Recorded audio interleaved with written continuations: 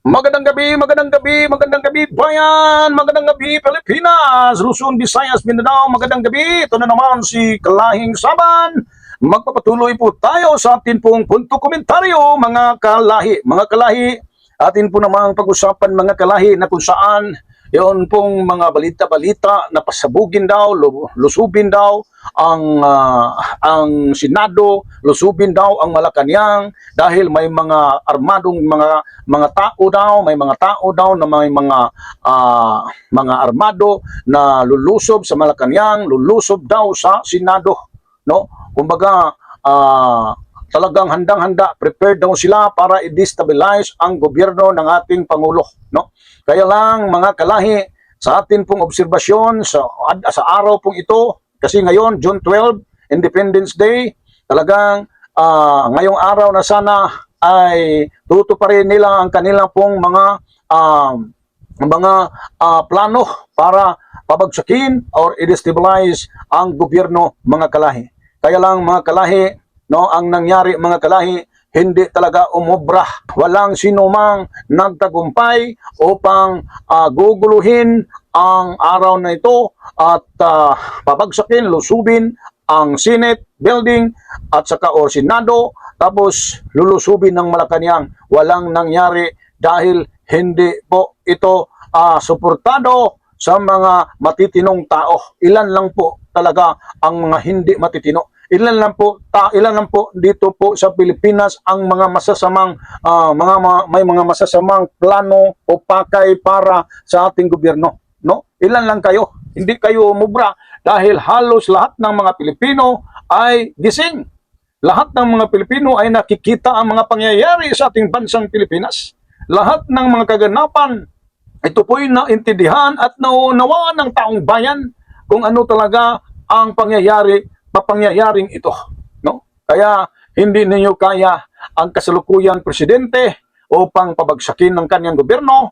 Hindi ninyo kaya dahil napakatibay ang depensa, ang armadong lakas ng ating mga kapulisan, mga kasundaluhan, lahat ng law enforcement, talagang sila po'y preparado at sila po'y pinoprotektahan talaga ang gobyerno ni PBBM dahil alam ng mga law enforcement, maliban na lang sa mga taong may masasamang plano pakay, mga taong mga gusto ng destabilization, mga taong mga gahaman sa posisyon, gahaman sa apira, gahaman sa posisyon sa gobyerno.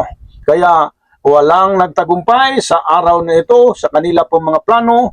Yung ingay lang talaga sa labas, ingay lang ang malakas. Ngunit sa mga planong yaon ay hindi yun magtagumpay. Dahil ang inyong pinagplanuhan, isang presidente na hindi naman masabi natin na siya'y masama. Dahil wala po tayong napansin sa kanya, sa ating presidente, na siya po'y napakasama. Siya po'y mamamatay tao, siya po'y palamura, siya po'y bastos, siya po'y isang presidente na abusado, siya po'y isang presidente na diktador. Wala po tayong napansin sa ating mahal na presidente. Ang makikitang mapansin natin, napakamahinahon, matalino, magaling talaga magpayo, mag-speech, tapos mabait, tapos mahinahon. Yun ang ating napansin sa presidente. Kaya para sa akin, walang sinumang taong pumayag na ma-destabilized or magtagumpay ang mga masasamang plano sa kalaban or sa kabilang partido, mga kalahi. Kaya ngayon mga kalahi, nais ko lang pong payuhan lahat kayong mga nagpagamit, no? Nagpagamit sa kabilang grupo, lalo na sa mga tinatawag DDS.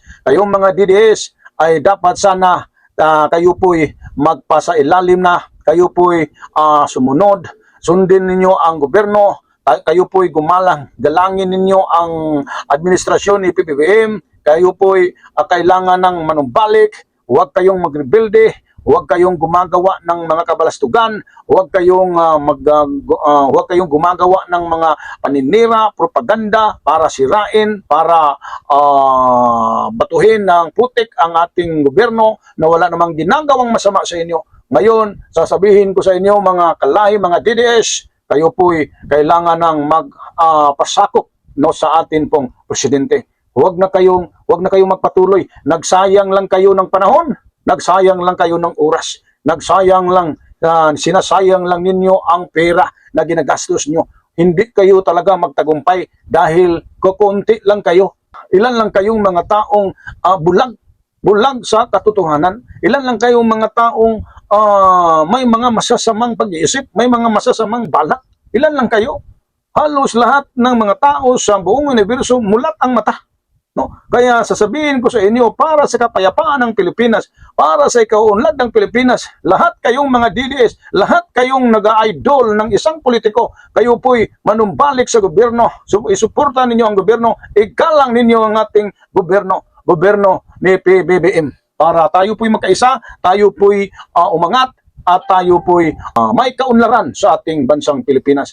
Lalo na't may mga kalamidad tulad sa mga nangyari doon sa General Santos City, doon po sa Mindanao, sa lahat ng lugar na dyan, sa Cotabato, sa Davao, lahat ng lugar sa Mindanao, sila po'y niyanig ng lindol.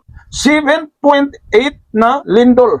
Niyayanig, talagang ginigiba halos lahat ng mga may mga building doon, giba, damage talaga, liba na lang yung mga matitibay, wala namang napinsala, ngunit yun po'y tanda na kailangan na po tayong magkaisa.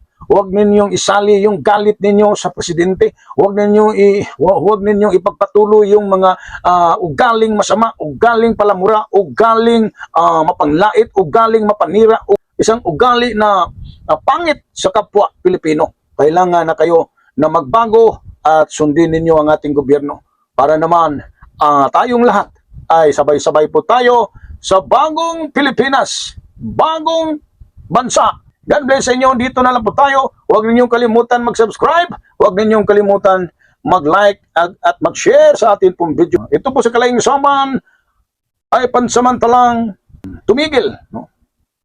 Ito po, God bless sa inyo mga kalahi at sana tayo po'y magkaisa na. God bless.